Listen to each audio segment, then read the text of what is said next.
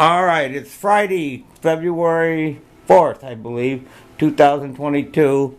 And my birthday's in 5 days, and I'm gonna be 9. 9, okay. Here we are, we're reading the Civil War, about the Civil War, and we're on Fort Sumter battle, and here's Harmon going to be reading. There's 2 battles of Bull Run. I don't know what the second battle of Bull Hey, Run wait a was, minute. and I don't know who won it, but I know the Southerners won the Battle of Bull Run. It was in Manassas Junction, Virginia, fought Okay, go ahead and read. July 21st, 1861. All right, read. Which was the first major land battle of the Civil War. Okay, read. The first battle ever fought was Fort Sumter. Good, read. Alright. Let's see. We're going to run out of time. Ready, set, and go. By July 1861, 2 months after the Confederate troops opened fire at Fort Sumter to begin the Civil War, the Northern press and public were eager for the Union Army to make an advance on Richmond ahead of the planned meeting of the Confederate Congress there on July 20th. Good job. Good. Encouraged by early victories by Union troops in Western Virginia, and by the war fever spreading through the North, President Abraham Lincoln ordered Brigadier General Irvin McDowell to mount an offensive that would hit quickly and decisively at the men and open the way to Richmond, thus bringing the war a mercifully quick end. Good job. I made a little mistake. I know. Decisively at the enemy. Go ahead. I accidentally stopped trying to pronounce McDowell's first name. Okay, let's go. Alright. The offensive would begin with an attack on more than 20,000 Confederate troops under the command of Pierre Beauregard, camped near Manassas Junction, Virginia, 25 miles from Washington, D.C., along a little river known as Bull Run. Yeah, okay, Bull Run. Did you know that after the first Manassas, Stonewall Jackson further distinguished himself in the Shenandoah Valley, second Manassas at Fredericksburg. Fredericksburg. The man Lee is his right arm, and the man Lee calls his right arm and was accidentally shot by his own men at Chancellorsville and died from complications relating to the injury. Okay, something about Stonewall Jackson. A lot of people may not know. He owned slaves, but he was really, really good to them, and he probably would have been against slavery later on, but back then, back in those days, they thought that God said it was good to own slaves, believe it or not. And he used to teach the slave children in Sunday school. And he taught them how to read and things that we wasn't supposed to do. So I would say, and most scholars believe that if he were living today, he'd be against slavery.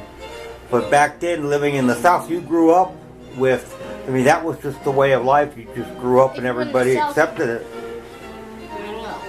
So. In the North, I don't know about that. They wouldn't. The North did everything by themselves. That's right. Now. Or they just asked for a little help from their neighbors or something.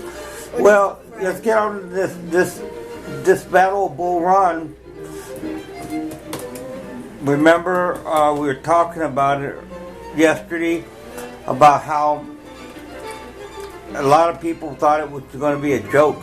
That they were just sitting on Henry Howard's Hill picnicking, thinking that it was going to be a quick battle, and then they're going to get along great, but it turned out that they didn't like each other, so they started all of a sudden when the South was winning. Before they knew it, cannonball was hitting the ground like crazy, and all these Union troops were running like hell. Yeah, they got out of there quick. Now, some of them must have got shot running on the way. Well, McDowell wasn't a very good general, and so when he got back to Washington, D.C., Lincoln fired him and replaced him with McClellan, who ultimately turned out to be a worse general, even a worse general. And then McClellan, but was a brilliant man, and he was good at training troops, and he was an engineer and all that. But McClellan was not. He didn't seem to want to win battles. He would retreat too soon. He didn't have that winning instinct inside of him. So Lincoln replaced him with Grant, and Grant kicked everybody's butt, of course, because Grant was fearless and he was a better general. So way better. And had it not been for Grant, the South might have won that war. But I don't know. So Shelby Foote, the historian, made a comment one Grant time. went down the Harmon, That would have been a way different story. No, listen to me. I said Shelby Foote, who's a historian, made a comment in the Civil War series that I watched a long time ago, that he said that the North fought that war with one hand tied behind their back. They were doing a lot of other things.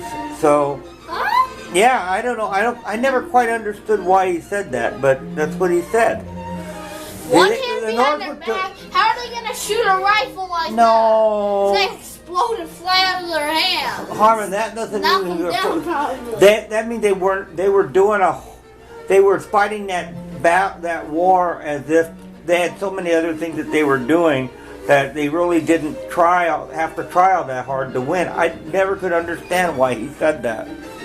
I never could understand it. He acted as though the North really didn't. He thought the North could have won that war a lot sooner than they did. No, it was hard.